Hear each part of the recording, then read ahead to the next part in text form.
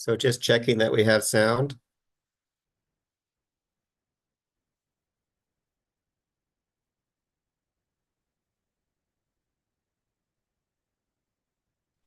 Yeah, Gordon, we hear you. Thanks, Eric.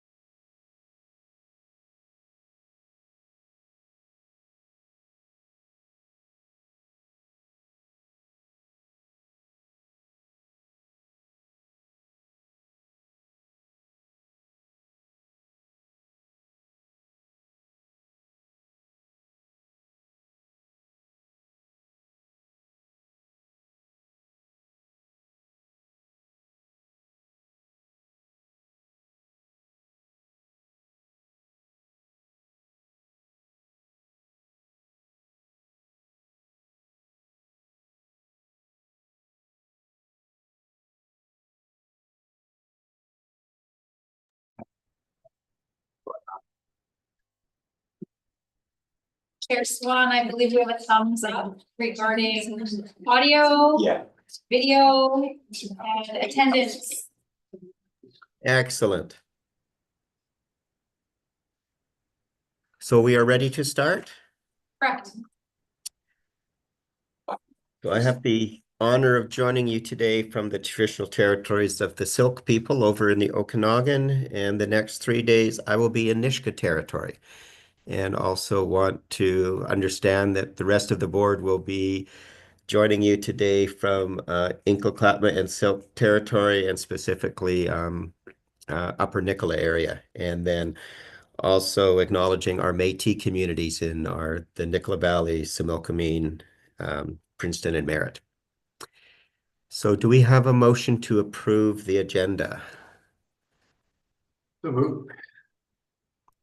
And it's a really tiny screen, so I'm counting on you guys to have the movers and the seconders. Anyone opposed? Hearing nothing, carried. You have the minutes of the open meeting held February 12th. Can we get a motion to accept? Motion. Second. Okay. Any errors or omissions? Anyone opposed? Carried. Any business arising from the minutes? Seeing none, reports. You have the report of the closed meeting held February 12th, 2025 for information. And this will bring us on my list to the Indigenous Education Report. Ms. Lawrence. So Angela, basically starting her second month in the role, she started off so strong, really focusing on building relationships and understanding the needs of the ISAs that she works with, but also our admin group. Very focused on academics and achievement and helping raise our literacy and our numeracy rates, not just for our Indigenous students, but for all of our students. So she's done an amazing job here. I'm not going to read the report to you, but the one picture I would highlight, you'll see a picture of Angela. She's surrounded by a group of girls and they're hugging her. This was actually at the New Waiage token dinner. So they recognize their kids that have regular attendance or achieving well in school. It was like a rock star pulled up. They were so excited. And you probably can't tell from this picture, but some of them were in their soft feet because they were so excited to go out. So I'm like, you have to use that picture for your report because I think it just speaks to the impact that she's made at the classroom level. But I think it really highlights what she's going to be able to do at our district level. So Jane and I are both very thankful to have her as part of our senior leadership team. Any questions? Not seeing any, so we'll move on to Daniela's report on the early learning and childcare report. And Daniela is actually here to kind of supplement her report that's in our package. And if you were able to join us, she took us on a tour of our Riverside childcare. Thank you. Cassie, can you bring up that PowerPoint? Oh, thanks, Eric. So I did supply a report, and if you look at the scissor and practice and painting, I just wanted to highlight Strong Start. I know I speak about our Strong Start educators a lot, but please look at those pictures. The beauty of, first of all, the practice of school skills, so they're practicing their cutting and their painting. But what I love so much about this is the differentiation that Strong Start allows for. We have babies painting with paint in a bag. And then we have all those little toddlers sitting so nicely at their easels in that report. Yeah. In that story, I think I also talk about Jamie. And so I just wanted to show you something very quickly. So Jamie is a little student in Strong Start who has captured my heart a little bit. Over the last 3 years, I've been able to connect to him. So he's now, well, I guess last 2 years. So he's now 3.5. And we wave hello when we're there. He gives me his shy little smiles. And he is loving creating mail right now. That's the big focus. And Sherry often says safety first. And so I don't know if you can see, but right there, he's got his safety goggles on before he gets cutting. And so he's loved mail so much. And I was there talking to Sherry and I said, please have him send me a letter. So this arrived in the pony the other day. Jamie is practicing his J's. He beautifully taped it with some sparkly tape. And so I get to my office and I open this up and it's all his cutting practice things. So I tell you, you know, sometimes days can be busy and we get stuck in the throes of work, but what a joy to receive an envelope from a little 3-year-old. And I was able to send him some mail back. So they got some letter stamps and some books to use in Strong Start. And he got to go down to Sherry's mailbox and pick up the mail. So it was really, really lovely. So just Strong Start is so great. So I do have a PowerPoint presentation. I'm ready for that now too. Do you have that? Daniela, that was such good medicine. Oh, Thank you. I'm so glad. It was good medicine for me to walk into my office and see that envelope there. Safety first, it's his thing. It's so cute. Oh, yeah. It is. So we are in the midst of Ready, Set, Learns right now. This year, I really strategically planned our Ready, Set, Learns right around kindergarten registration. In the past, it's kind of been more in the spring when the weather's nicer so that we can be a little bit more outside, but it was also overlapping with our Welcome to Kindergarten events. So yeah, thanks. So this is one of our Ready, Set, Learns. And again, when I think of all the early learning activities that we do, I always try, Jane gave me a red thread. And I don't know if she did that with you guys, but at one point she gave me a red thread. And she said to think about alignment. And that if we pull on that thread, it should connect to our strategic plan. And so anytime that we make a connection, we're pulling on that thread and it should all move together. These two little boys are holding hands. This was at Ready, Set, Learn at Central. They're buddies from outside of school. They're gonna get to start kindergarten together. It was a lovely moment captured just as we were going into the kindergarten room. But when I think about connection and appreciation and respect, I think about our little guys.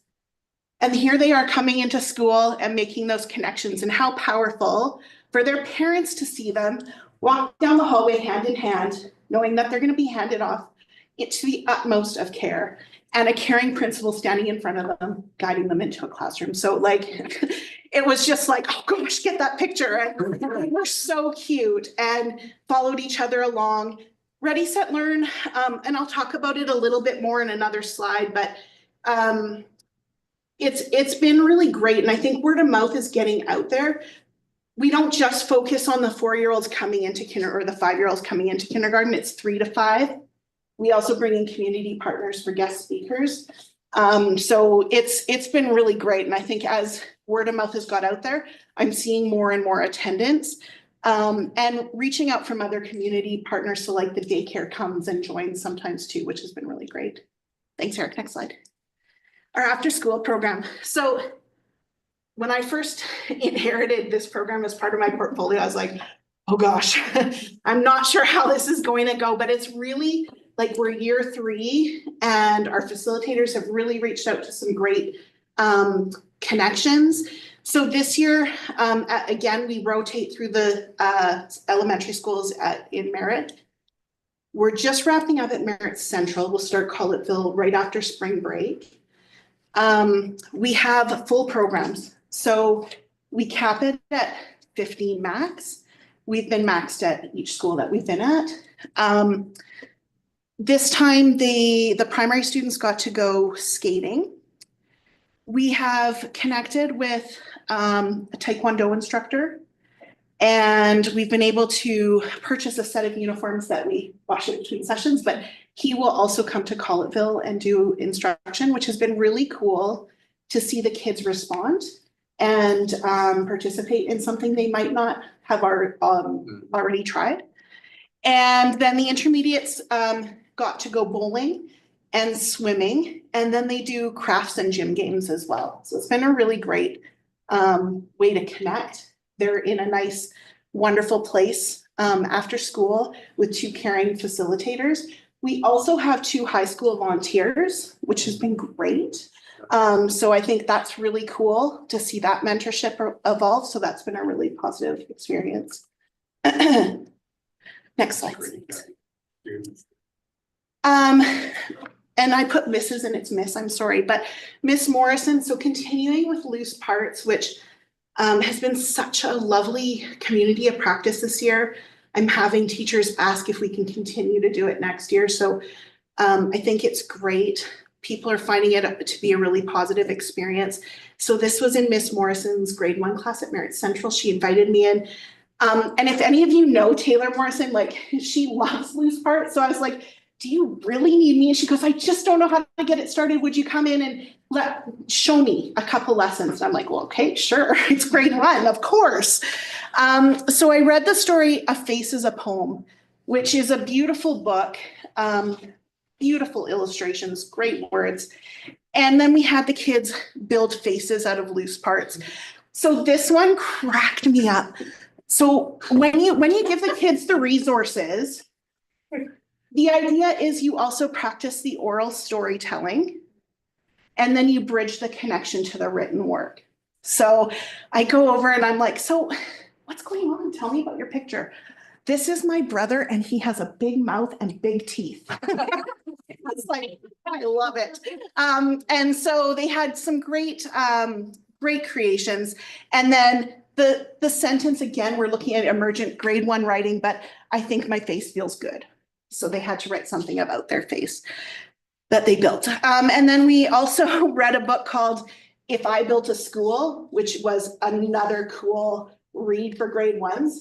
It was interesting to hear what they want in their school. Elaborate water slides, ponds, swimming pools, those kinds of things. Really creative. Students are so engaged in this work, and the opportunity for them to build with their hands just gives, Taylor and I talked about it afterwards.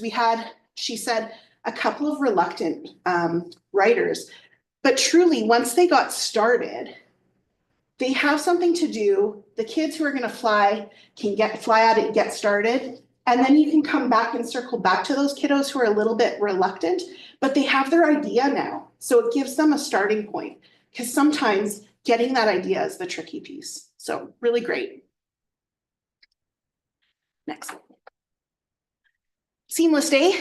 So Seamless Day has been running at Diamond Vale. Enrollment is still on the lower side, but the kids are loving it. The families who are accessing it have nothing but positive things to say. If you know Eva is our morning strong start and our afternoon ECE. And then we have Tanya, who does the morning before school and then a big chunk of the day in the kindergarten classroom. you can see the creativity. So they're a couple times a week, they do some baking. So they're making some special croissants here and some cookies. And they've built a sensory table with some dirt and digging.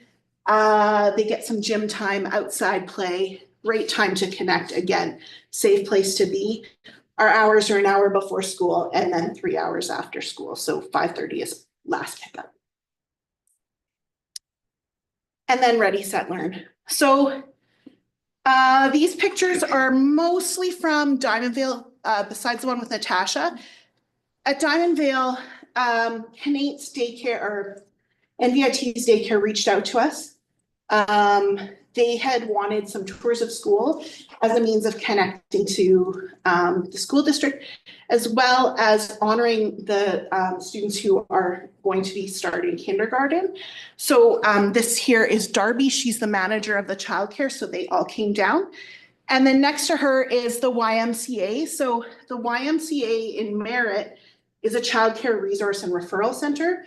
They also run drop-in play groups, mother goose programs, some parenting education pieces, some ECE professional development. They're pretty great. They've got some great programs and ideas they're trying to get off the ground. So we brought them in as a means of sharing with parents about some early years programs in the community.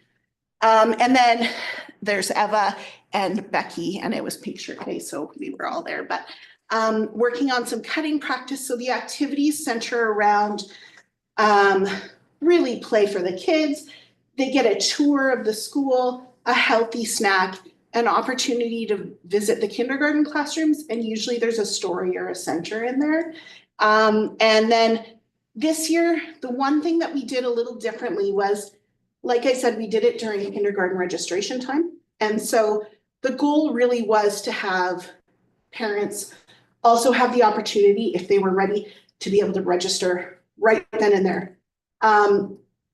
Wanting to really get a sense of what our numbers are coming into kindergarten, and was really transparent with parents that that's what we were doing.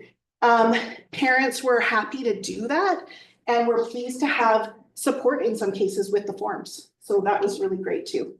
Yeah. Next slide. Oh, I'm so excited about this. I love my job. So State of K is the strengthening the early years to kindergarten transitions. Similar to kind of Ready, Set, Learn's idea, but it's getting parents more opportunities with their children to come into the schools, to connect with other parents, to connect with school staff. We are doing an event called Once Upon a Book Tasting. I'm so excited. We have 3 books. We are doing If You Give a Mouse a Cookie, Dragon Loves Tacos, and The Very Hungry Caterpillar. We are going to do crafts and games and activities with each book. And our meal, because we're coming for dinner, is going to be tacos. And we're going to have a fruit plate. And we're going to have a cookie as dessert. So we tried to tie it all together. I've got a wonderful table of people. So we have our CCRR rep for the Y. We have myself, Princeton Family Services, Katie Fry from the library, and I hope I'm not missing anyone, but we have a wonderful group who's just so eager to support this work. And this is something I've wanted to try for a long time. I love the fact that we're touching on our goals around literacy and trying to foster that understanding of how important reading is and a love and joy of books. And tacos. And Hello. tacos. In other news, so we've just done our district's second data capture. So teachers have been busy assessing and entering their data into EdPlan Insights. What I do with that data then is go and look at it, and we as a team discuss some of the outcomes that we're seeing. We're looking for those positive learning trajectories for kids. And out of that work in the fall came our collaborative support meetings. So we did 12 meetings, roughly 2 per elementary school. Couple schools, we only did 1. And again, that's where we bring a district team in. We meet with the school-based team and we talk about progress for kids. I think The celebratory piece in that is that throughout those meetings, we see that school teams are working so hard to wrap around kids. I think we have suggestions sometimes, and having more heads at the table helps us to collaboratively problem solve or talk about, we see this as something we could work on, how can we support? But I think it's a really neat process to go through, and thankful to have the opportunity to talk about kids and help support children. And then numeracy assessment, that was the last thing on there.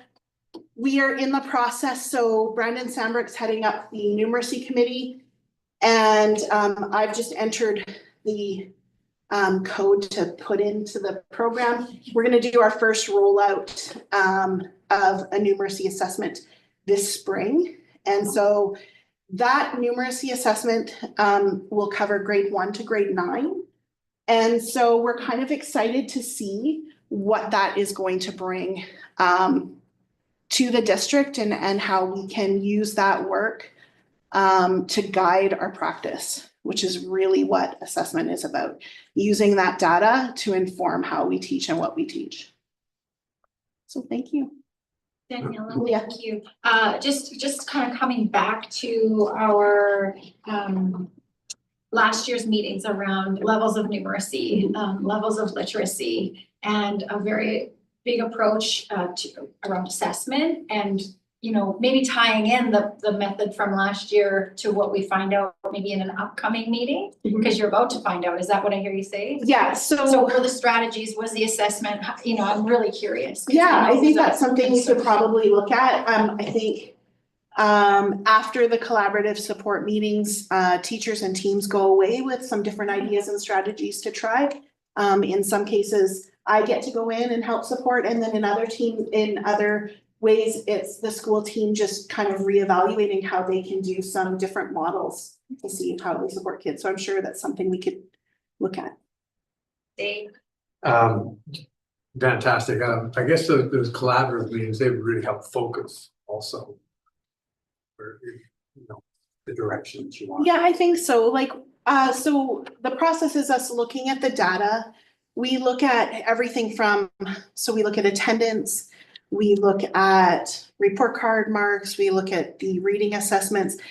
But I think what we also are aware of is that data also holds stories that we can't see behind a computer screen. Right. So sometimes we go in with some questions about, I wonder what's going on here, or I see, student A is missing a bunch of school, what's going on? And sometimes there are very valid explanations for it, and the team already has a really robust plan in place.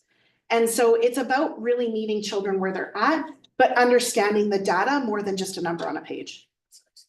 Just to follow, the say 2K, John Allison, what day was that? It's going to be April 24th. We've just finalized that date. So April 24th, and I believe it's going to be from 4 till 6, but I can get back to you with the exact time. Thanks, everyone. Oh, sorry. And Hi, just as you talked about the early learning piece and the piece that Ms. Morrison was doing, for those who haven't been on the board a long time, Taylor Stark, she was one of our students, was one of our EAs, one of our SSTs convinced her that her calling was really to go into teaching. And you look at that work now, and I keep thinking forward as NVIT gets conditional approval for their Bachelor of Ed program of how we can find those other students within our system, but will they be able to grow them at home? Because I think there's some opportunities there as we all look for, how to find those teachers and certified. And I know we also, as a board, provided time off while she was up in True, so that we could retain her within our system. So that's just, I think, one of those overall success stories, and how we can leverage that when NVIT gets their program going to grow more talent locally, I think will serve us well. I just want to say Daniela is a huge advocate for early childhood education. I received a lovely email from the ministry praising her for her advocacy on a provincial level, the excellent questions she asks, and just her knowledge around the subject. She's very modest, so we are also going to be presenting at BCSTA. We've been selected as the district. And Daniela will be part of the team that we're bringing with us. We're going to talk about what we do with our collaborative support meetings and our diploma verification report meetings. So I think it's something we do very well as a district. And honestly, Daniela plays a linchpin role in that process. It's a lot to organize it for all of the schools, to attend all of the meetings. Plus, it's a lot of prep work before she goes in. She identifies the kids that we're going to talk about. She's looked at their results. She's, met with the SSTs. So we are incredibly grateful to have her as part of our district. So just thank you. I know. Thanks, everyone. Great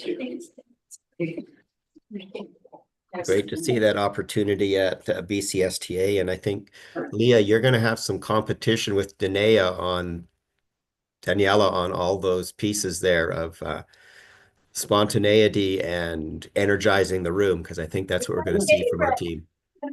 Yeah, I happen to oversee all of the applications for presenters, and so That's it. this team stood out, so fantastic.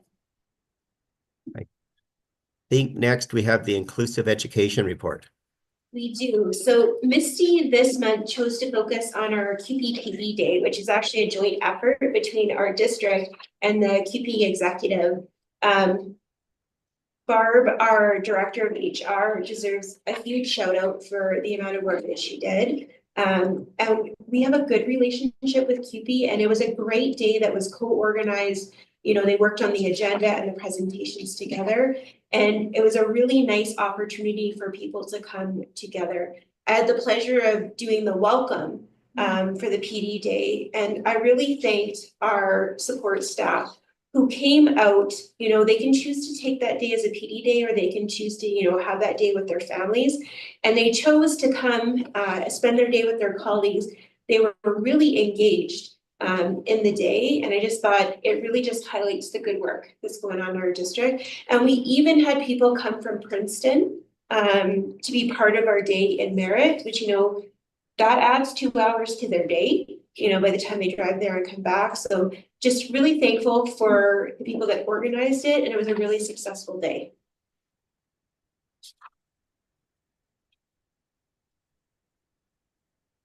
And I believe if there's no questions on that, this brings us to our superintendent's report.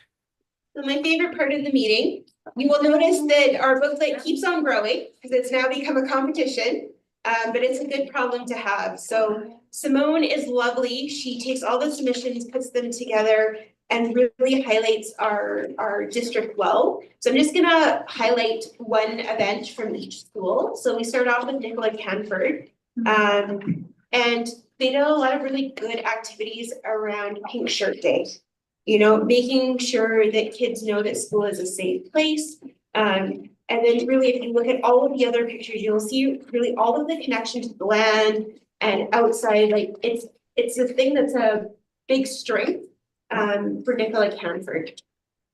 Skies has really stepped up their game, and Val, our teacher there, who does K to 3, is also our SST. Most of the modules for Skies are created except for K to 3. We still have a lot of paper-based modules, and she's done a lot of work this year about putting together quality lessons that our kids are able to access. We get lots of positive feedback about her work with the kids. And then she's managed to supply different pictures of our students. And I always like this from Skies because, these are the kids that are more the numbers on the page. So it's really nice to have pictures to align there. But we're very grateful for the work that Belle has been doing. So I just wanted to highlight that. Collettville, Science Fair. Our principal, Brandon, really led this effort. It was all done at lunch. 17 chose to opt into Science Fair. And the kids are adorable. the finals were at our board office, and I was able to pop in yesterday and see the kids, you know, just really trying to make science come alive and with high engagement. So there's some really good things going on there.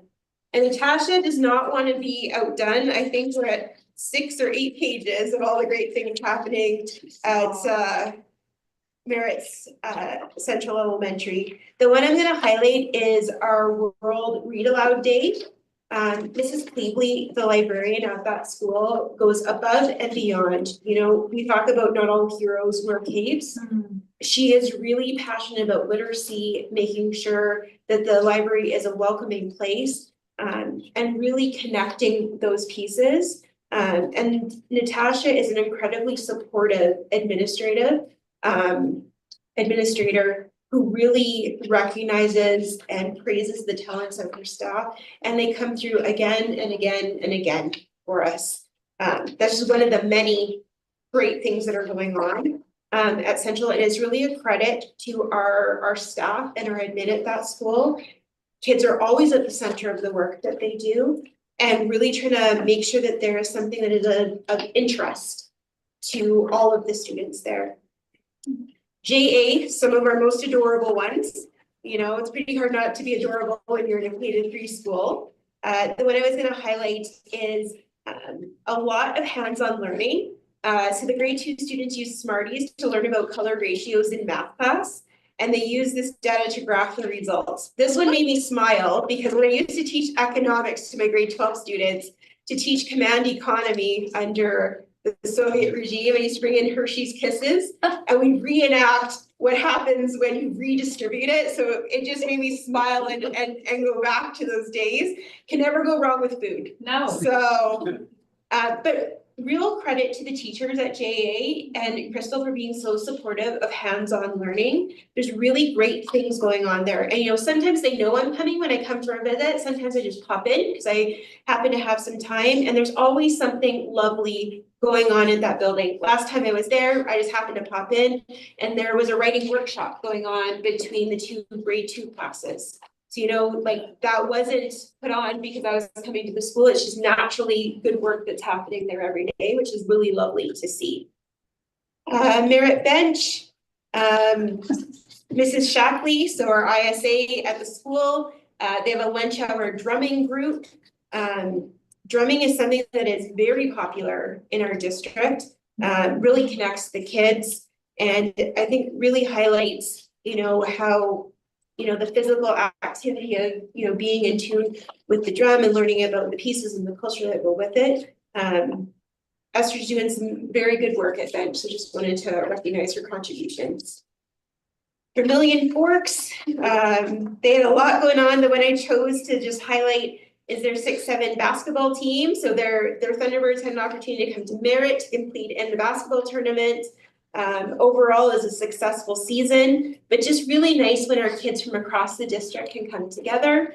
You know, we don't always get that opportunity, but just, you know, some nice pieces going on there. And then they highlighted some of the other great things that are going on at Vermilion Forks.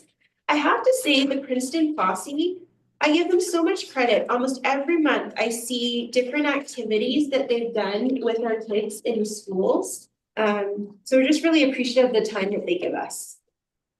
And then Community Learning Center, our own Dr. Chenoweth was there for their lunch and learns. John is like a rock star when he goes to the program. Thursdays are our most popular days at CLC. We get the best attendance, the kids have lunch, but they also have a variety of speakers that come in. And the other thing I wanted to highlight for them is Schwatcom sponsored a tubing trip to Big White. And the reason I chose to highlight that is I went on a tubing adventure at Big White and it was so much fun. So, which normally you would not peg me as the one to be going down the tube. But our kids had some really great adventures. We have a really strong staff at CLC who are about not just learning, but creating memories and experiences for the kids. And we have some really nice partnership work going on with Schwacom. And we're grateful for that. If you're ever in Merritt on a Thursday, they are happy to have you come in if you want to see. It's a different topic every week. Jane and I were there a couple weeks ago, and the RCMP were presenting on internet safety. So the topics really vary. And I have to say the kids asked really thoughtful questions and, you know, even real life examples of, you know, getting advice from the RCMP. At Merritt Secondary School, the one I was going to highlight was the flash fiction writing contest. Participation was up by 33%. There's 2 categories, so grades 8 and 9, and then 10 to 12. Writers are given 3 prompts, so the genre, the location, and the word, and they write a 500-word short story. This was in partnership with the PAC, Literacy Merit, and MSS. But you know what? Really highlighting those kids where writing is their passion. And you know, often the piece that we miss with literacy is we often only think of it as reading. Writing goes hand in hand and is really a integral part of that work. And what you will notice is Miss Denton's name is often in events at MSS. She gives up an incredible amount of her time. She has such strong bonds with the kids. Just, you know, I really appreciate the work that she does. She's such a positive influence in that school and, you know, really wants to make it strong for our kids there. The other thing I'd highlight for them is we've done our second annual open house. They made a joke that was the same time as the Four Nations Cup, but they still had a good turnout. But it's really an event about, you know, making sure that parents understand the courses that are available, a chance to meet the teachers. And then we start early building our plan for what does their school schedule look like. So we gather that information prior to building the timetables. Really successful event. And I have to give credit to MSS admin and their teachers. They're working really hard to be more welcoming and open to the community. For some people, walking into that school is a tough thing. So making it so that it's accessible and a welcoming environment, I think is going really, really well. Diamondville, the one I was going to highlight, and Danielle has already touched on this, is the Ready, Set, Learns that we do in all of our kindergartens. So we go to our Strong Start programs. It's a chance to even connect our children and their parents more fully to the schools as they're going to transition into kindergarten, especially if it's your first going to kindergarten. That's an emotional day. There's always tears in kindergarten on the first day of school. They're not normally the children, it's the moms and dads dropping them off. So we want to make that process as welcoming as it can be. And there's some really wonderful things going on at Diamondville. They also had kids participate in science fair. So you know what, we're going to be well represented when it goes to the regional ones. And our last school is PSS.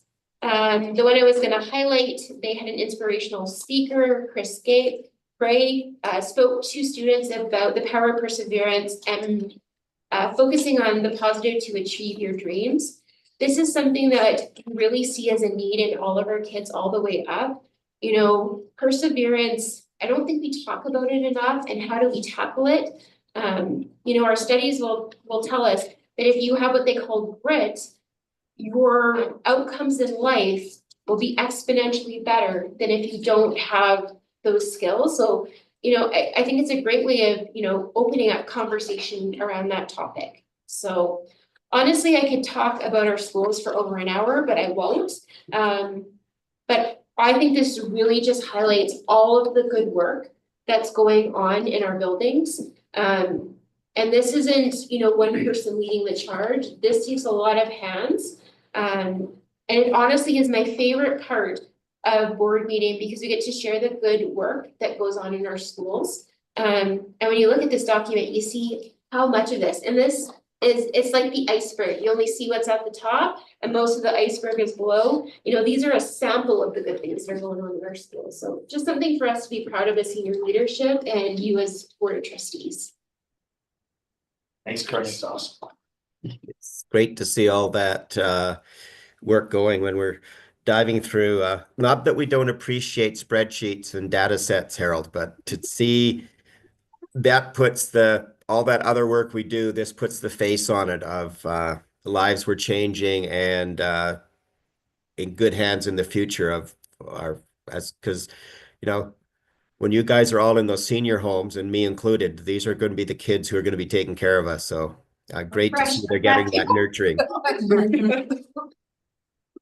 And I think I saw a cameo appearance of one of the trustees in that Panthers report. Yeah, they'll just give anyone a microphone. I said, well, or you just take it, one of the two, right? It all depends whether they turn the volume up. Or not. Yeah. So thank you for that, Courtney. I think our next item is the Riverside update. Maybe I'll take it off. Yeah. Yeah. Oh, Gordon stole my joke. STs love to follow the superintendent's report. Nothing kills a buzz better than budgets, but at least we got childcare before. A lot of information as part of the board package. Some of the trustees were able to walk through the site today. So just a little bit on the construction, a lot of things happening as you saw and it's written down on the paper. I think they had about, I looked at the chart, 32 trades there today. So it started, you can see it build a bustle as we start to get to the finishing stages of the project, which is great. Financial update real quick on the $10.7 million budget. Things are tight, like any construction project nowadays, but we feel that there's adequate funds to get it to the finish line, which is always good. So with a couple months left, we do have enough in the bank to be able to finish off the project, which kind of leads us to the next section, looking ahead. Still thinking that, fingers crossed, that will be operational by May. That is our target. Still, anytime you walk through a site with a couple months ago and they're doing finishing, it always looks like lots of work. But you know, once that paving gets done and we start getting some of those trades out when they finish, it will start to look very close to the end product very shortly. So it was a good tour today to be able to take a look at it and maybe turn it back to the chair to see if there's any questions that I can try and answer. Any questions for Harold? No questions for me. Just want to say thanks for the tour today. Appreciate your time. And Doug, right? Yes, Yeah, just want to shout out to Doug. Great work. and Daniela. And Daniela and Daryl have been And putting, Daryl. yeah, right, the 3Ds are doing a great job. Boy, of are making they. that for us, right? Boy, So are they. big shout out to them. I'm really excited for our community to see some of the newest technologies and some of the newest play spaces. And I recall our previous Superintendent McNiven saying how nice it's going to be able to offer something to Princeton that you might even find in fancy smancy in North Vancouver or whatever it is. It is really beautiful and I can't wait for our community to celebrate this.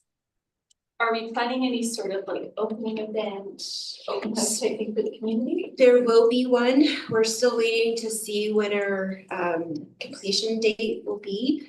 And the ministry's also asked for an invite when we do the official opening. It's a beautiful building, you know, I haven't seen it this far along. It's been a while since I've been there.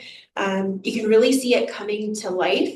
It's a wonderful facility, you know, some of the best playgrounds I've seen. And the fact that we have that rubber matting, you know, sawdust is great, but it gets everywhere. It gets clamped down, you know, that rubber, safety wise is a great piece. Also helps make it more accessible for students that might have diverse needs or abilities. So The wheelchair accessible merry-go-round, yeah. the nature of nurturing the best parts of play was absolutely at hand. It was beautiful, absolutely beautiful. And accessible for all. And like visual accessibility Yeah. as well, high contrasting colors and not only is everything up to code and exceeding like safety, but it is a beautiful space to be in. So we can't wait to celebrate with community. Yes, we have a lot to be proud of with that facility. If you remember back when we were looking at it and thinking about, you know, should we decrease the budget a bit? And we kind of said, no, our kids in Princeton are just as valuable as the kids in Richmond or West Vancouver or North Van. And you can certainly see what's come out in that facility. And as we get the kids into there, that'll just be a joyful space. So great to see it progressing and awesome to see it coming together. So I'm glad you all got a chance to tour there today. If there's no questions on Riverside, we'll move into the amended budget bylaw. The highlight of the meeting, I'm sure. There's a lot of great things in the education sector. One of the best things is we get to do the budget process twice. This is the traditional time. A little bit later, as the board, we talked about last February, usually last meeting in February, that the board needs to pass the amended budget bylaw based on actual enrollment by the end of February. Given the election and a little bit of delay on government getting out the budget information, we were able to delay that to the end of March. So now we're bringing the amended budget bylaw amount. Big thank you to Laura for putting all of this together for us. Part of the package has the requested motions. I thought it was always good as we try to bring in every requested motion to bring it to the board so they can see in advance of what the ask will be. It also is a good reminder for me to make sure that we try and hit those motions. So we're looking at a budget bylaw amount or amended budget bylaw amount of $43,059,880. We provided some of the details as part of the package in addition to the bylaw itself that will need to be signed off by the chair and secretary treasurer. We provided a high-level summary of the operating grant to show the preliminary amount and then the amended, and then you can see the increases in the enrollment or the changes in enrollment from the September count. And we also provided as a high-level statement 2 of the budget template itself. This is a 40-page document that Laura has here, saved everybody providing all of the details. We just wanted to provide the high-level summary. So basically the two kind of motions that we're requesting, because we're asking the board to pass the bylaw all in one reading or all in one meeting. We need an initial bylaw allowing that all 3 readings be passed tonight. That motion needs to be unanimous in order to be effective. And if that motion is passed, then we go to the actual bylaw itself and ask that the board give first, second, and third reading of the 24-25 amended budget bylaw, specifying a total budget of $43,059,880. So maybe I'll leave it there and pass it back to the chair to see if there's any questions we can answer. So to get it on the table, a motion for first and second reading would be in order. So moved, Ward. Second. No, Point of order. 1, 2, 1, 2, and 3. yeah, we have to allow all 3 at the first motion. I thought we had to do a motion to go to third that had to be unanimous before we did it. I think this accomplishes it all in that Okay. same motion. So no one is opposed to going to third and final reading. Then we're doing all 3 as a package. The mover and seconder are fine with that. Any questions or discussion on the numbers? If not, anyone opposed? Then that is carried. Thank you for your work on that, Harold and Laura and the rest of the finance team. We know there's a lot of heavy lifting on that. And this brings us to the preliminary annual budget update. Yeah, so we're now shifting gears to 25-26. All that fun time of year when we're, kind of straddling both fiscal years in terms of budget preparation. I just wanted to again provide an update. This is the conversation around the process we started in February, continuing it in March. We'll have more conversations April and leading up to May. So again, just provided an update on some of the conversations we've had to date through the consultation process, focusing on the strategic priorities. I know we're meeting with Trina and Vince tomorrow in the morning, with Kristen in the afternoon, to kind of as a second meeting to talk about priorities and starting the conversation around potential mitigation strategies and getting our partners' thoughts on that as well. So again, just provided some update. Also providing an update on the budget target, pressure target that we're looking at is right now at about $2 million. As part of the change there, we've had an improvement in our Q2 forecast now that we've gotten our February enrollment. So been able to bring that down from the $2.5 million that was the initial target in February down to $2 million right now in March. So just highlighting some of the consultations to date and next steps kind of at the end of that memo. So maybe on that note, I'll turn it back to the chair and lead us through any discussion or questions that the trustees may have.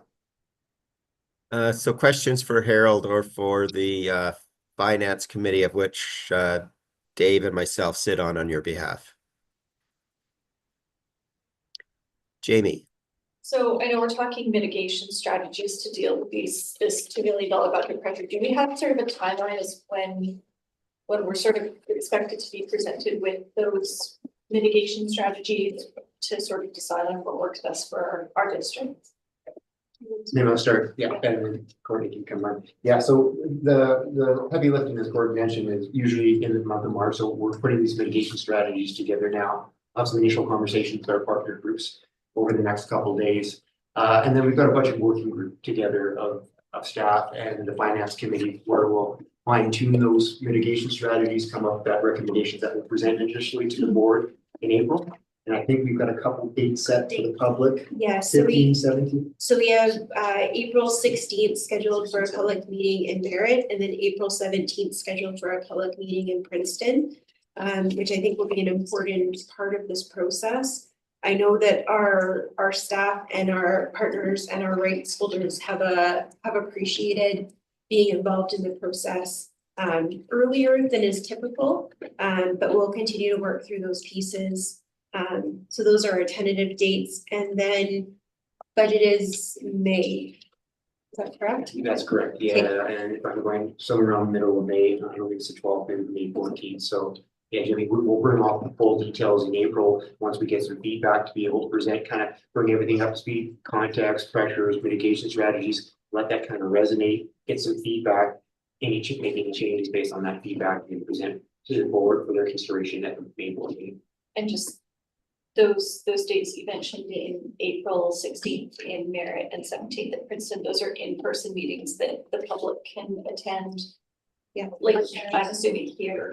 Yeah, I think we'll hold them at, to me, it would make sense to hold it at PSS here and MSS in Merritt. And then anyone from the public can participate. Yes. Would they be online as well for any people who will be Yeah. out of town? Yeah, we can broadcast them as well. That would be the Yeah. intent, to reach as broad an audience as possible. And just to follow up around the invitation, so that would be about a month away, hey? So partner groups, I guess they have to in their calendars and such. Yeah, we provided these dates to we actually provided the chart that we provided that to our partner group so that they're aware of the dates. Now, obviously, we try to pick dates that'll work for the most people. Really difficult to find a date that's gonna work for everybody, but what we've been doing is if you haven't been able to attend that meeting, we send out a document afterwards, typically the PowerPoint that we shared. Yeah. We send it so that even if you weren't able to attend in person, you still have the information and can work through it, and then you're encouraged to ask questions. And we do our best to answer them in a timely manner. So it seems to have been working well so far. We had over 140 people online for our staff. When we met with them about the budget, which is a great turnout. So I think we're on the right track with what we're doing and where we're headed. And I believe people are, don't know if happy is the right word, but because of the choices we're going to have to make, but certainly the fact that it's been transparent this year as compared to other years where it was just coming to a final up. We've really reached out to groups so they could see exactly what our fiscal position is. And the working group has been doing a lot of work behind the scenes, looking at different strategies. So when it comes to you as a board, of course, there'll be some choices that you will have to make as well in terms of, but that group is weighting different options in that and has a whole series of options in front of them that they're working through to provide the board with that final package. And of course, we'll have the public consultation, which will provide more information as well in terms of programs and services. So any other questions for Harold? Seeing none, then we will move on to policy. Okay, so we are seeing the light at the end of the tunnel with our journey through policy. So our next meeting is April 15th. Anne and I are pretty confident that this will be our last meeting. Fingers crossed. I'm not taking vacation over spring break, so I'm going to be doing administrative procedures. So expect a thick booklet when we come back in April, but we'll move forward with those pieces. What you'll see under the policy list, we have the policies that we worked on at our last meeting in February, brought forward for first reading. And then our second reading, what we do is after we bring it to first meeting, we send it out for consultation. We didn't get any feedback for our ones under the second reading component here. What we'll do is we'll send those ones back out after this meeting to see if there's any other consultation, and then we'll bring it back for a third reading. We did miss the second and third reading for the appeal bylaw for 523. We did the first reading in December, and it just got missed off the agenda for January and February. So bringing it forward for second reading today, and then in April, we'll bring it forward for the third meeting. So we'll need a motion, especially around the bylaw, but if everyone is happy, if you have any questions. We've all been working on this diligently together, so I don't suspect there is questions, but it's hard work, but I think it was really needed work in our district. So thank you for your commitment to doing it as a board. Meeting number 15. I know. So mover and a seconder for bylaw 523 for second reading, and then we can send it out for final reading. So Moved by moved. trustee Second. Ward, seconded by trustee Hoisington, I believe. Any Yes, further, that was right. any further discussion? Anyone opposed? Carried. So we are sending that back out. And this brings us down to our student trustee reports, I believe. Did I miss something? You did not. Nope. Nope. So I would, Sophia sends her regrets. She's working tonight and that is an important priority, of course. So Matthew's here. I'm so glad to have Matthew here as always. I talked earlier in the closed meeting about the McCreary Center coming and spending time with both PSS and MSS students, and Matthew was one of the students who volunteered or was coerced or not sure volunteered to be there. And I was just hoping that Matthew could share what his experience was, what it felt like, what things were talked about, and what could have been better or what was great about it. Yeah, so first they started out with doing some trivia on a survey that was taken in 2022. And I was very surprised with a lot of the questions, like about, I was assuming, so one of the questions was how much sleep do most teenagers get? And it's supposed to be 8 hours, so how many, if most kids get under 8 hours of sleep. And I was surprised to hear that most kids do get over that, because with my experience with classmates, they don't usually get that much sleep. And yeah, I was quite surprised with a lot of the trivia there. And then they gave us little envelopes with a bunch of different things or pictures on them, and we had to organize them into like either things that the school needs to work on or things that are important to us, or yeah, stuff like that. And there was like vapes and phones and drugs. Those were obviously very bad things that the school needs to, well, not the schools, more students.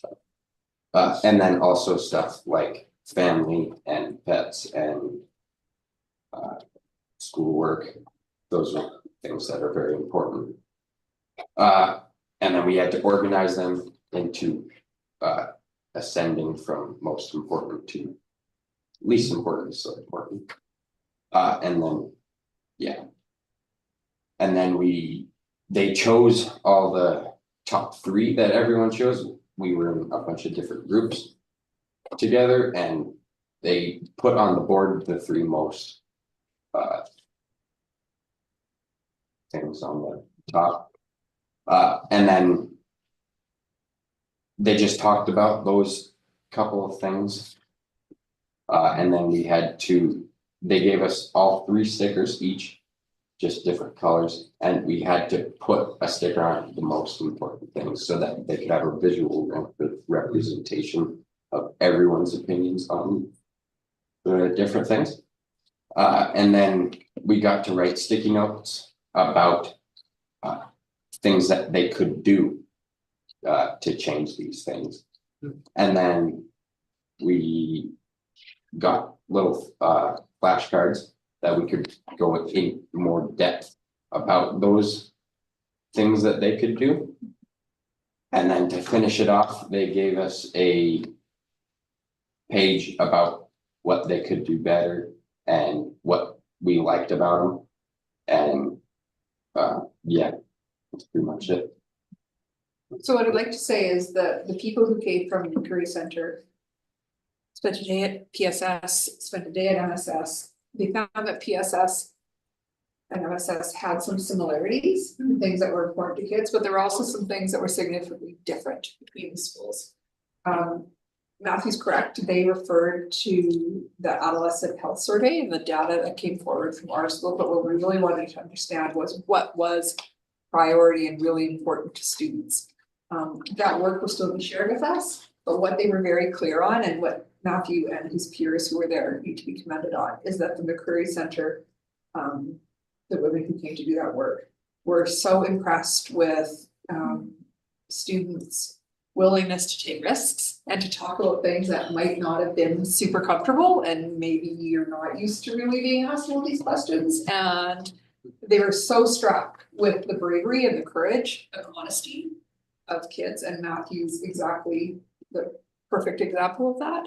So Matthew, what you need to know as one of the kids, and I'm going to reach out to the kids that participated, is that what you've done for the board is you have amplified student voice, because it's really easy for us to decide what's important and what matters to kids. We're really good at doing that. We love doing that as grown-ups. We love telling you what's important to you.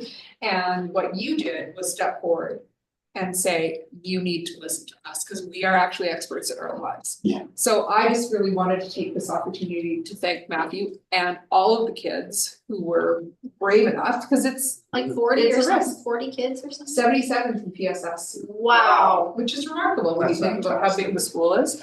The groups that were not spoken to were kids from the Bridge and kids from CLC, and we think that they have very important stories to tell. So the commitment from the McCurry Center is to, when they return, to share the results that you and your peers created, is to spend time with kids in those 2 programs to understand their stories and their priorities, so that as trustees, you can be informed by the people that we serve. The people we serve are you. So I just cannot thank you enough for giving up your time.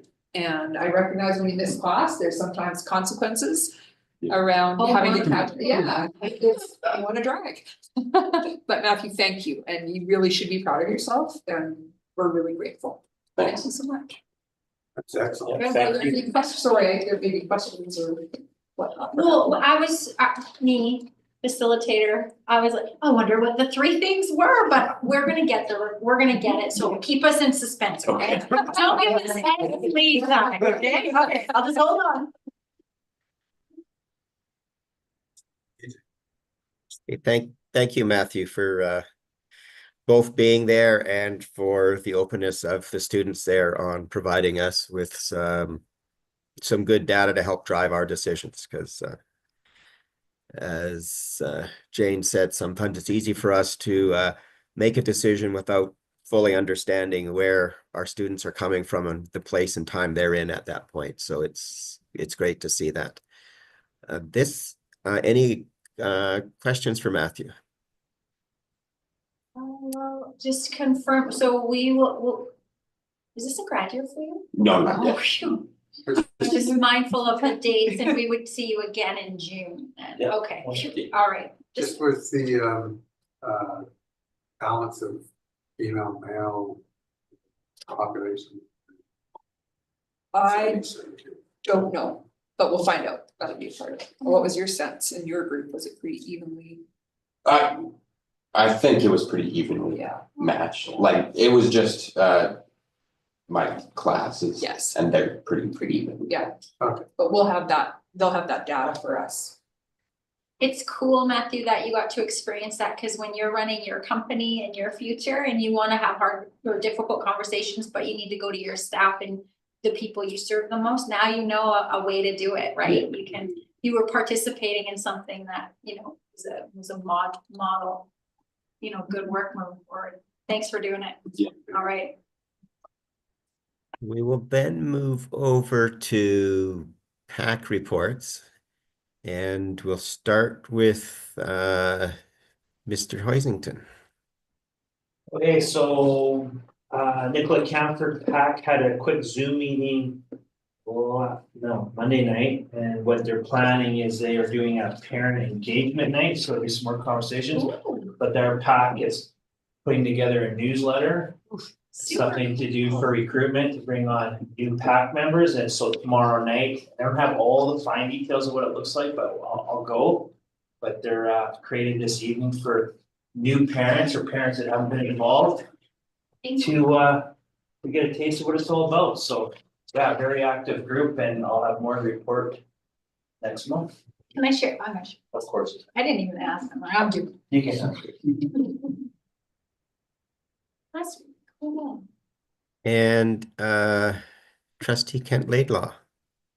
Great, so our next PAC meeting is not until April 8th. We did not have one this month. But I will just share that they recently had the student-led conferences here at the school, so that was a success. And just actually spoke to how they had an officer attend in Merritt to do like an internet safety thing. And one of the teachers here, Mrs. Willis, had one of our police officers attend today to do an internet safety course with some of her grade 8s. And I just want to give a shout out to the member that attended, Constable Galashapova, because she's actually our brand new member in town. So this was her first time coming and doing a presentation with the school, and she had a really great time and really enjoyed the students and their participation. So she had really good things to say about the school and about the program. So nice to hear. And Vice Chair Ward. Hi, Vermilion Forks PAC will meet April the 10th, which is the day after our board meeting. And Superintendent Lawrence and myself, we attended the previous, so we've had a board meeting since before. And the two areas, I needed to split our meeting into two, so I had content for tonight. And it was the continual hope and or work towards the playground and where we were at. And Daryl Finnegan was able to say that is very much in the queue. VFE is next in the is that the queue? Is that the right word? Yeah, right. Out of all of the playgrounds in the district, and we would learn about that in the coming months, whether it's this year or 2026 year. Yes, this year we didn't qualify for a playground. We did hear back from the ministry, I think, since he talked to you last. Okay. But it remains part of our plan and it's our continual ask until we get it. So it remains a top priority for our district. It seemed there's a lot of pressure on the government right now. We also didn't get any new buses this year because the demand was so high across the province. So they're having to make hard decisions, like we're having to make hard decisions, but we're hoping next year we'll qualify for the playground and we'll keep working towards it. Thank you. And we also had some conversation around equipment and kitchen and food services, and there was a lot of momentum and a lot of support around the items have been ordered, and it was a bit of a wait and see in the next few weeks and or months, but it is soon to come. Things have been ordered, and that was something that I can I don't know if there's an update, but if you'd be willing to let Daryl know to in the Maybe I next can month. just add Oh, something great. for Vermillion Forks and John Allison. So thanks to Eric. Eric? Simone and Eric helped get a survey sent out today, so Secretary Treasurer Powell, myself and our Health Board School Coordinator sat and Lisa Nelson Smith did some costing of what a cost-effective nutritional 2-week menu could look like. We put that together in a survey. I had a little bit of trouble with technology, but Simone and Eric helped me, and it was sent out today at 4:30. And as of about 5 minutes ago, we had 38 responses from John Allison and 42 responses from Vermillion Forks. Are you saying that in like 3 hours, you had 70, 80 responses on those? Betcha. Oh. Around, is this, so we put up the menu. We said, is this something that your family would be interested in participating in? Would it look like once a week? Would it look like twice a week, 5 days a week?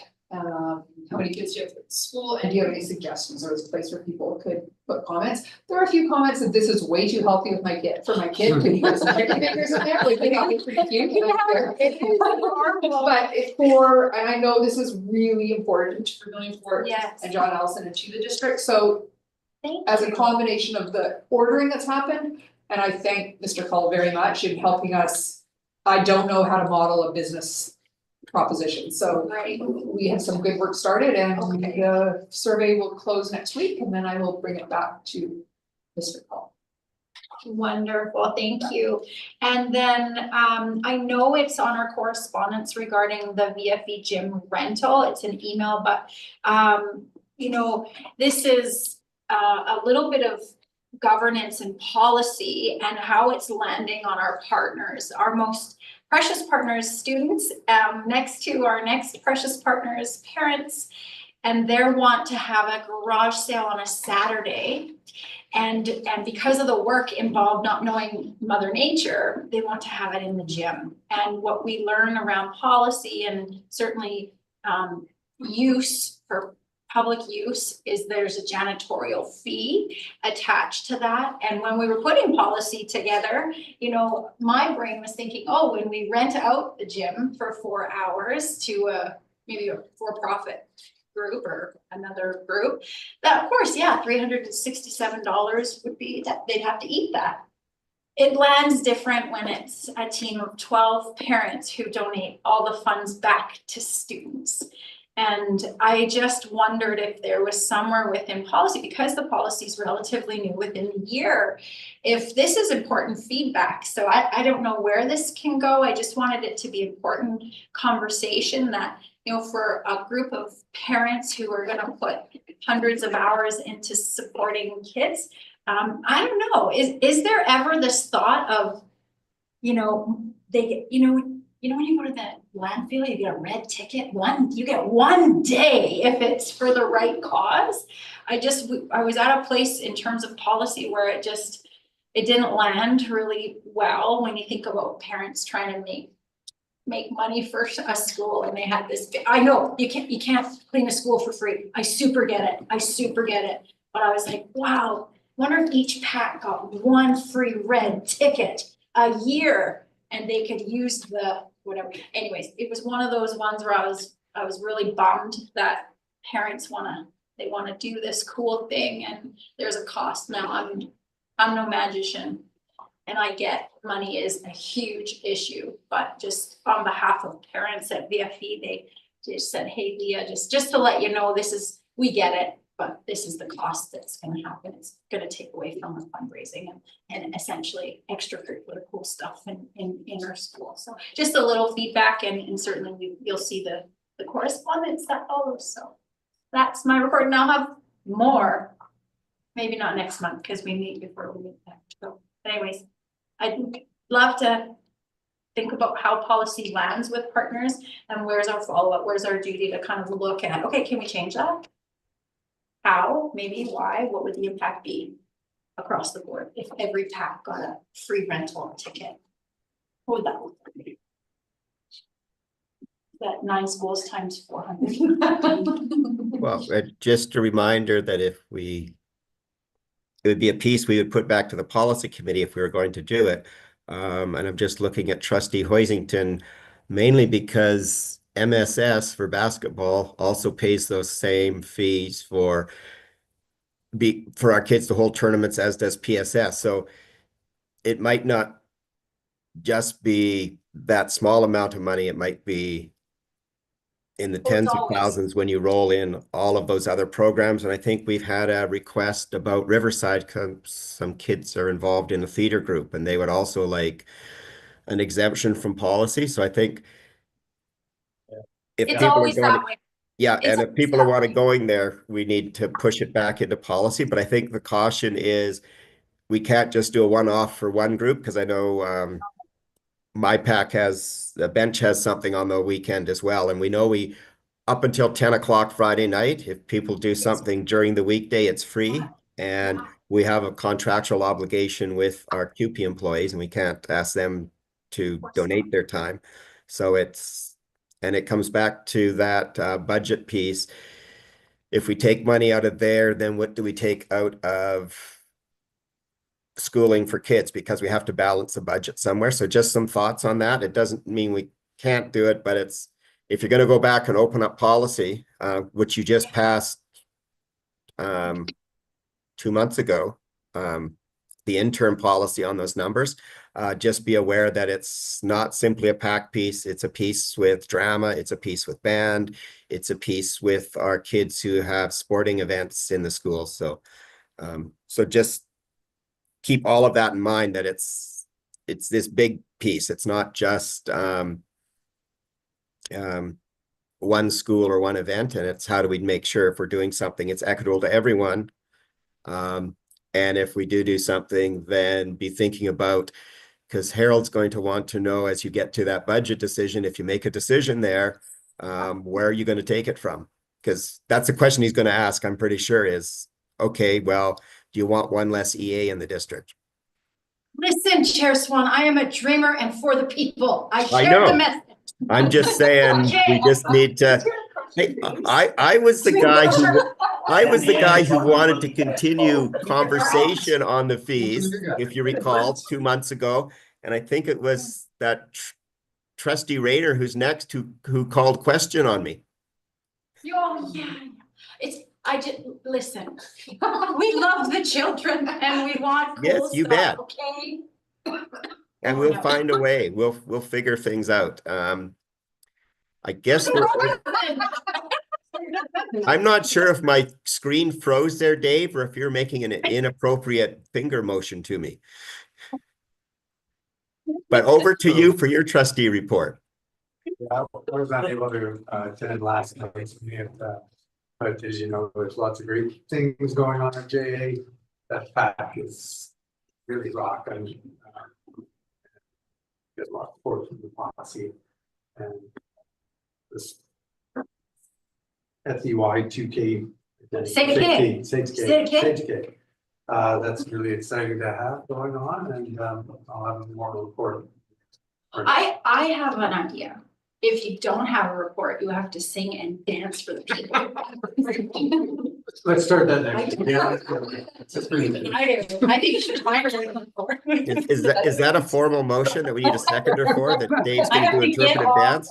I think that's a stupid idea. You doing it? I guess this is the segue to Trustee Jepson. Both my packs chose. I have a pack meeting this month and again in April. Although Central did use last night's meeting slot for I think it was last night, 11th, it's 12th. Yeah. To have a meeting with grade 7 parents about fundraising for Eagle Bay fundraising efforts and planning for that event. So they used the time, and I think maybe to people up to back too. This newsletter, that's fantastic. Very cool. Yeah. That's it for me. That's pretty good. Seeing that. Okay. And we did have the DPAC on February 25th. One of the issues that came up at it was busing. And as we were having the discussion, Assistant Superintendent Kempston was also texting with Daryl, so we were able to get some costs back for people on a bus costs, I think it was $210,000 plus $100,000 a year for maintenance. So when you look at that, you're over $300,000 a year. And so when you're looking at something and you're looking at something for 4 kids or 12 kids, you know, if you're not filling an entire bus, and we know from BC Transit, we talked about that as well, that BC Transit down in Vancouver is saying the budget they get for government does not fully sustain their buses, and they're actually looking at how do they keep their current routes, let alone try to expand them. So I think that was a good reality check for us, Ms. Kempston, when we looked at those actual numbers, because I think people were thinking if you paid $2.50 for a trip like you pay, say, on the bus in Merritt, that would cover the costs. And of course, nowhere near the cost when you look at $300,000+ for the year. So that was, but it was good to be able to look at those costs as well. Sorry. I'd like to get other Sorry, Chair. trustees involved in going to some of the DPAC meetings too. Do you get a sense of what comes up at them? Or it could be something that both me and Leah attend, but just getting those on some more calendars so people get a sense of those district-wide pieces that we're hearing from the PAC about as well. And I don't know Chair if you want to Swan, go ahead. question, just in context to the request about the bus and the funding, what was that for? Like, what was it about? Jane? To purchase a bus and? So there was, it was sort of embedded in a deeper conversation, but it was a conversation about, well, could Merritt parents or Princeton parents pay to have a bus that's paid for service? Oh. What would it cost? Like, Yeah. there must be a way for us to do this. What would it cost? Yeah. And I didn't know, and I didn't know the answer, so I texted Daryl and I said, okay, so these are the numbers I've given. Daryl said you could put 70 kids on a bus. If you put them 3 to C, you wouldn't. So let's say 40 kids on a bus. Your homework is to do the math. Yes. And very quickly, I think it was something like it would cost each family $5,000 that first year to buy the bus, and then it would cost each family, I can't remember, $1,500 per seat. So if you had, it was more, maybe it's $2,500. I can't remember. But what I was hoping is that it would just be transparent in what it costs to have a bus, because it felt like Chair Swan said, it was like, well, if we just paid $250 a day, we could all do that, but it was really trying to understand the nuts and bolts of what it would mean to have a bus. So, And that number assumes that you have the full 40 kids on it. If there's only 10 kids instead of 40, your costs go up 400%, right? Because you've got that many less kids. And then you would need to buy that seat for the entire year. You couldn't say, well, it's only when my child rides. Because it's how do you split that cost over a number of parents, whether it's Merritt or Princeton, when you're looking at, and I think part of that came, Jane, from kind of within the walk limit. And could it be a profit center? And we very quickly saw, yeah, no, it's not a profit center because parents really couldn't afford that high a price. When you think Kelowna charges $450, and we're talking $2,500 if the bus is fully loaded, $10,000 if there's only 10 kids on the bus, it really becomes cost prohibited for parents. When you look at that, of what would that cost if we brought in another bus and we're just trying to cover the cost of that, let alone try to make a profit off it? Because I think that was part of it. It was, well, if we did that, could it actually generate funds? And it was like, no, busing's a deep pit of money that the ministry doesn't give us. So, but it was good to go through the exercise and hear from people on what they were thinking and what were the possibilities. So, and I think it was eye-opening when we got the number. It was like, oh, that's a big number. Thank you, Chair. We also had, I was down last week at the as was the assistant secretary treasurer and the superintendent at the partners learning meeting which we have with the ministry every year. I'm going to leave one thing out of the report because I think Jamie's probably going to bring it up in her update. But that was interesting as people were walking over and kind of whispering in my ear, and I'd whisper back and they'd head off. And anyways, I think Jamie has some good news for her report. One of the things that caught me in one of the presentations when we were looking at there's a report from the SST group for student safety. And one of the things that caught me, and maybe I should have known it, but I didn't, but what we're finding with gangs now is they're actually using vape products as a way to recruit high school students into the gangs. And that wasn't originally on my radar, but that is something that's now being used by gangs to get kids involved. So that was a bit sobering for me to hear that at that level. And I don't know if the other two on our joint, we had one day that was where we were all separate. So I was just with chairs. The superintendent was just with superintendents. The secretary treasurer was with the secretary treasurers. And then we had one day all together, all at the same table. I wanted to get your guys' comments on the meetings as well. The minister shared a lot on funding as well, and some pieces, which I think was good. But to either of you, I think for Laura, that was your first time at that, and probably your first time too, Courtney, as a superintendent in BC. Yeah, we did one earlier in the year, but I actually find those all superintendents meetings really helpful because, you know, we're a large province, but when you actually, you know, bring the 60 of us together, it really creates community. I appreciated the deputy minister and the associate deputy minister, always very helpful, transparent. I really have to speak to the ministry in BC.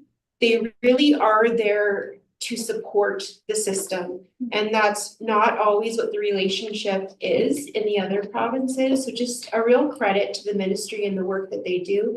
They've been incredibly welcoming to me. They've matched me up with people to ask questions for. I sit on the TESOL committee working with the ministry about making changes to that document. So it's a good time to come together to discuss components. So, you know, we heard more about what the mandate letter is. There's the new infrastructure ministry that's come together. And one of the things that we're facing as school districts, there's a general ombudsperson inquiry into students being excluded from schools. So the ombudsperson actually came into our meeting so that we could ask questions. They're in the fact gathering phase of that process right now. It'll probably be 2 to 3 years before that report comes out. But it's just a really great opportunity from my perspective. It's helping me make connections with other people across the province who either have a district of a similar size or smaller or larger. And I have to say everyone has been really welcoming and supportive. And even though I'm a newbie, I'm not the newest newbie in the room. I had one that started in January. And he and I were sitting at the same table and we were collaborating on, you know, how supportive the ministry can be and just talking our way through different things that come up. So And your board is so supportive. no, I actually did speak to that. So I said I have a really good board. You know, helpful. The focus for our board is about the kids. That's always at the center of what we do. So I'm a lucky superintendent that is our focus of our board. And you know, it's a nice group of collaborative, collegial people as well. So, you know, I thought it was very good. And then Gordon and I, we joke we're BFFs, but I really think we are going to be BFFs by the end of this year. We spent lots of time together. It was nice being able to sit at the same table with Laura and Gordon on the second day so that we could collaborate on the different parts. And Surrey was at our table as well. So it was interesting when you're talking to them and they're going, oh, we're cutting 18.5 million out of this. We've already cut 7 million out of this. And you're going like, so it's interesting with boards and you talk to different secretary treasurers and all of them are going through this process right now of how they're finding money. I think we all know Penticton has 2 schools slated to close this next year. They closed one this year based on their nominal capacity. So you're looking at that and thinking like, are we on an island in isolation? Then you talk to the largest board in the province and going, oh, you're going through the same thing we're going through. And of course, their other one is all those portables have to come out of their operating budget because government hasn't kept pace with capital projects. And yet I think at the same time, we saw the minister who used to be a school trustee um, is getting some additional dollars into education at a time when government government is talking about efficiencies and ministries of government are either not hiring or positions actually have to go through a whole briefing process to the deputy minister before a position is filled. So the fact that we still have control over our budgets, I think, is pretty big and not lost on me because if I look at Trustee Jepson, I know when you get to the end of March, whatever is left on the table is gone. You don't get to move it forward to the next year, which we currently are allowed to do. And seeing the minister talking with Premier Eby with passion around some things, and I think that'll be a good segue over to the motion updates. So, if you remember last meeting, we voted to put forward 3 separate motions, the Feeding Futures motion, cybersecurity motion, and funding for exempt staff motion. So last week, 2 weeks ago, I spoke with the BCSTA resolutions rep, and she advised, in terms of the funding for exempt staff, apparently we submitted this motion back in 2023 to PC. I don't know who submitted it because I didn't.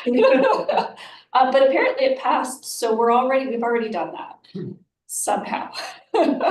I'm truly confused by that one because I've been primarily doing the motions, but it got slipped in.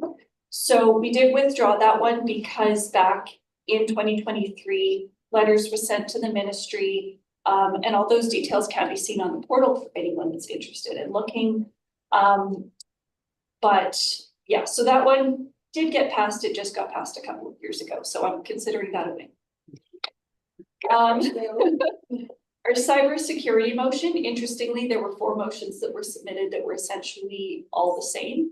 And so they just collapsed 3 of them into the 4th one. So it is being presented, it's not ours. However, that being said, when she reviewed the one that they're going with, it's essentially the same as ours, but I did ask them to specify that they include the term new funding rather than just funding, because as we've discussed a number of times and Gordon's spoken to, if we just say funding, they could take it from somewhere else. So I was pretty clear about how I will agree to collapse ours into the existing motion as long as they modify it to include new funding. And if for some reason it gets there and they still haven't done that, that's something we can speak to on the floor and ask for the amendment at that time. But she did say that that seemed like a reasonable add. So also considering that one a win because it is going, and apparently enough people thought that it was important that it should get pretty significant support on the floor. So the third and final motion that we put forward was the Feeding Futures motion, and that's the one that Gordon is referring to. So for anyone, again, if you didn't hear, the federal government has announced a national school food program that's coming out that's millions of dollars that are going to schools, should feed about 90,000 kids. And they're saying that it should reduce, grocery fees by $800 for families, that type of thing.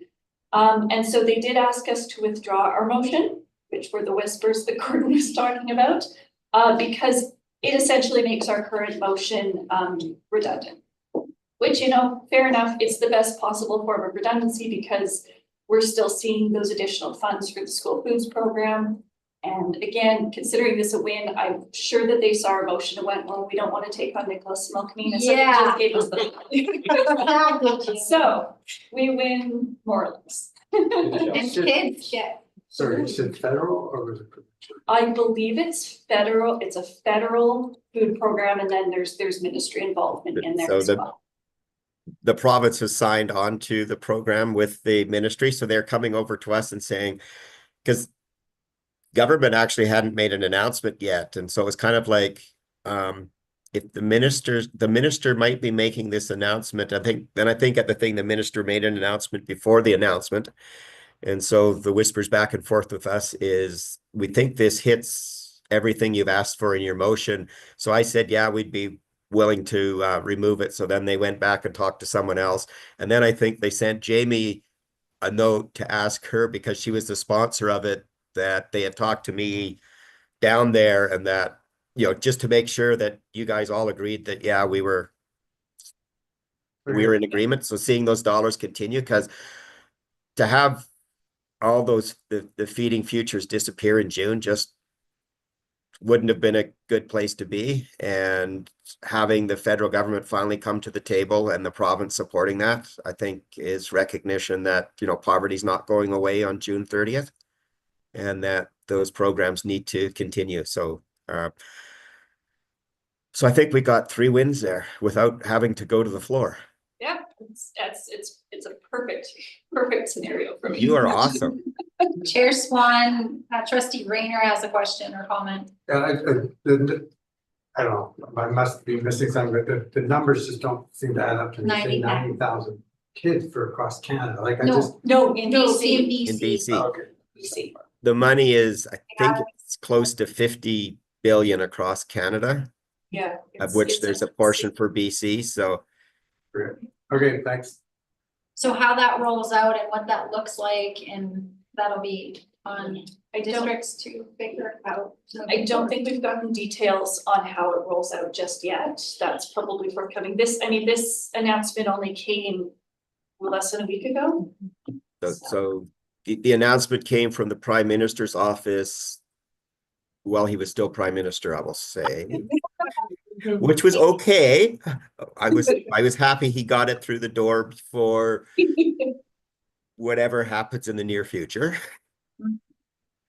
But it was good to see the dollars there and a recognition that they needed to do something pan-Canadian, because that's something that our associations with pushing with Canadian school boards too, that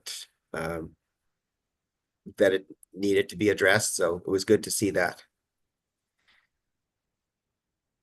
So we have to come up with some more motions for you, Jamie, because I don't think I've got time before the AGM, but we'll start working on it for next time. I think I've still got some that I didn't submit because I'd already put through 5 at the first resolutions meeting. So I pretty much just held the floor at the resolutions meetings.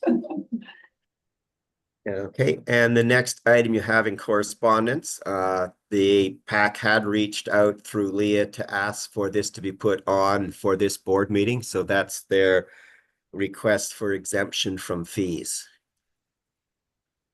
You gonna discuss it today and come up with a recommendation, or are we gonna? Well, sorry, I think the correspondence, the part of it was so that you're aware and there's transparency there. And it is, at this point, it was operations. The policy piece is, for me, for consideration. So when one of our partner groups has feedback about how the policy's laid. So trustee Jepson asks about, where do we go from here? I believe operationally it's been handled as demonstrated by the transmission and the email. I'll obviously, if Emily or anyone's watching right now, they'll hear our healthy conversation and advocacy and hear the impacts of policy readjustment. So I believe it's been handled in the interim, and that they would offer the space until Friday evening at 10 p.m. And they really wanted to work with them. Yeah, and the parking lot too. And the parking lot, yeah, lots of options. Just the last course. You had your hand up There you first. go. Okay. And The last correspondence, I think it said, could you review an action this week? So I'm not sure. to Daryl. To Daryl, could you waive this? And he kind of said no, and then, could you waive it? So is Daryl gonna respond again and we'll let him handle that, or do they need a response from us? So Daryl had responded back because Daryl doesn't have the authority to waive the fee. It has, like, it's board policy, so he has to follow it. But he again presented the options of, you know, if you want to do it outside, if you want to do it on the Friday, these are the options. And then Emily was supposed to get back to Daryl, but I don't know if she did. I think she was supposed to get back to him by Friday last week, but I'm not sure if she did or not. Trustee Mariner and trustee Kent Laidlaw have questions. Mine is more of a thought process on how to handle some of these things, like we have these community spaces that we all want to use. Basically, they're all taxpayer funded, we all put into them. And I'm wondering if we can go to the towns with the councils and say, can we initiate grants or something through the community that could be off the Netherlands here. The group comes in and says, we want this, okay, we'll go to town or we put up something, just something that would help share the cost. Well, shared space and those agreements happen all over rural British Columbia. With towns and districts and. And you are currently providing it at no cost during the week, so that the crunch is the weekend because you are obligated to pay your CUPE employees as per the contract. And the piece, if you want to send it back to the policy committee, is if you're going to craft an exemption, what does it look like? Like, how do you decide whether MSS volleyball team pays a fee, but their basketball team doesn't, but their drama, if they're doing something on the weekend, they're good for Thursday and Friday night, but they're not good for Saturday night. I think there's a lot more detail and complexity to it than because of the way it looks. So if you wanted to send it back to policy, we can send it back through the policy committee, but you really have to be thoughtful on how you do exemptions. Because as I say, we've already got another request from a theater group for an exemption. And, you know, the rationales, you know, we got your kids involved in this, we'd like an exemption. We've got another pack that has something on a weekend. Well, if we do one exemption, we'd like an exemption too. We've got, I'm sure sports at MSS and PSS would say, gee, we'd really like not to have to charge that extra fee for teams coming to tournaments, right? So it's pretty complex. Anyways. Pardon, Chair, I know trustee Kent Laidlaw has a comment. Yeah. I'm not sure if it's relating to this exact idea around grants. And I think that's maybe where we're hopeful to have a bit of a wondering or a curiosity about possibilities and a grant, because we're not talking about it doesn't cost money. We're talking about how do we be advocates for our parents to do better use of space on a weekend. We know it costs money and we don't want volleyball or basketball or packs. Is there an option to do better so that they can use space on weekend? We want to pay our QP, we want to do that. But is there possibility? Is that maybe what I heard you say? Can we find a through way? the town, through merit? There's grants galore. They have community grants, right? So, Absolutely. sorry, Jamie, I stepped over it. Jamie. No, I finished that train of thought for sure. My question was just, I think when I was reading the email from Mr. Finnegan, it read a little bit like even if they did it on the Friday night, there would still be the fee, but from what you're saying, as long as they do it on the Friday, there is no fee. I think it's up to 10. Up to 10. Because that's when our custodian works. It doesn't cost us any additional money because they're already working. Because they're already going to, Yeah. so, okay, so I think that just reading that email, it was less clear to I me. think because she was trying to go in Friday night and stay until Saturday. Yeah, I think it just That's maybe, right, just. maybe that idea that it's free on Friday, I don't know whether that's been communicated as clearly to the PAC. Because based on my reading of that, that's not how I interpreted it, so just Excellent. as a sidebar sort of thing, maybe they would be more inclined to do Friday night if they knew that that was free. If they don't already, they might, but just as a thought. Just on this topic, like for an action item or something, should we Who should we approach or who should approach the town? To see if we can coordinate this gaming money or. I have a question, and maybe to support this. Mhm. The town has a rec department, Mhm. and often they are using our spaces, and I think they too know that there's new challenges and charges and janitorial fees. And I wonder if contact, is this like a subcommittee? Yeah, maybe, or with Daryl. You know, like, I always wanna think if our PAC was here right now, what would they want us to be doing? How would they want us to be helping them figure things out? Looking for solutions. Yeah.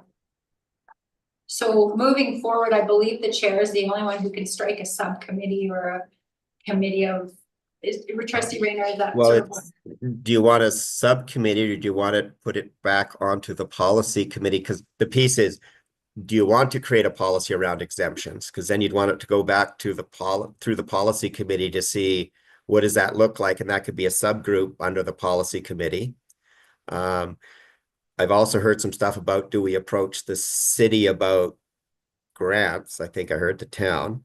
So I'm not sure, do you want to explore what exemptions might look like as a board? Or are you saying we want to hold on our current policy, but find other avenues where people can get a grant to cover that cost? Because those are two different things.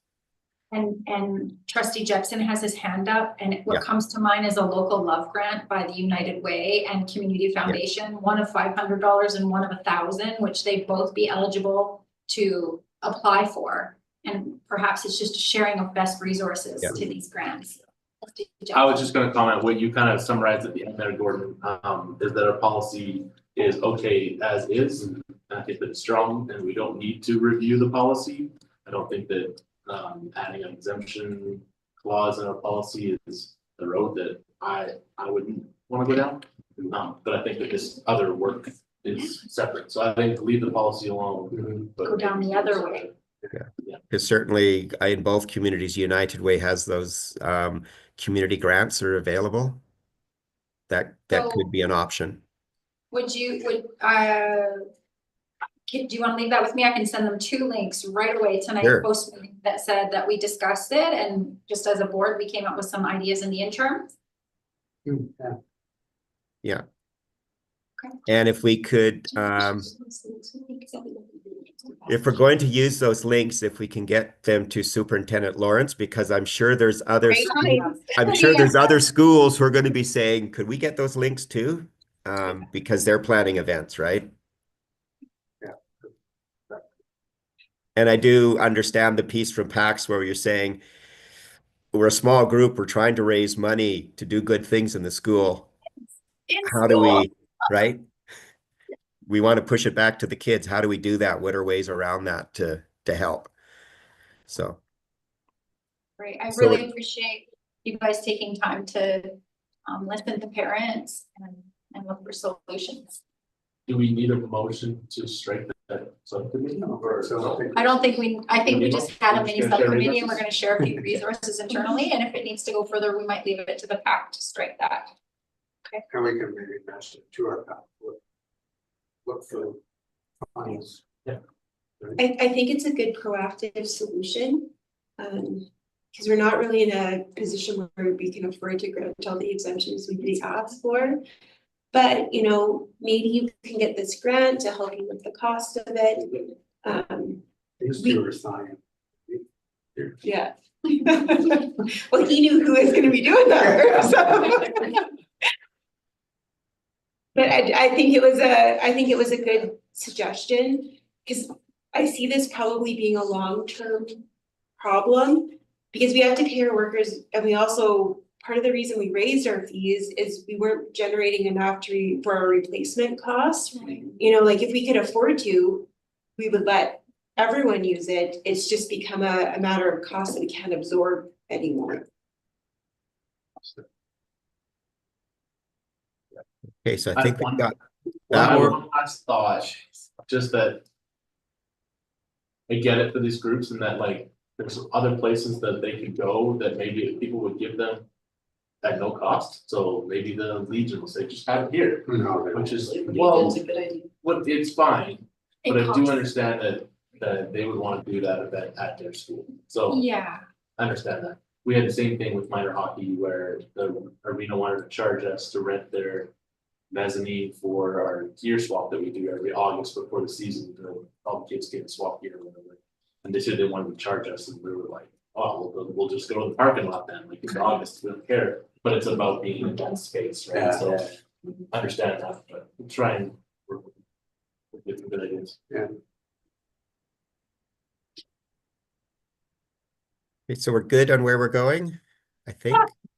jeez, that's a big statement. Yeah, sure. Go, that's not- We are entertaining. Public No. question period. So I'm thinking we're at public question period and I'm not seeing that and I do see one person in the crowd there if I look closely. Here to listen and appreciate your time. Oh, no, Nothing online. Okay, and I don't think there's any online that I was seeing, so I would then take a motion to adjourn. So move, Ward. Okay, then in a few minutes, we'll meet back in our closed session. Trustee Jackson. See you on the other Thank you, side. everyone. Again. Still live.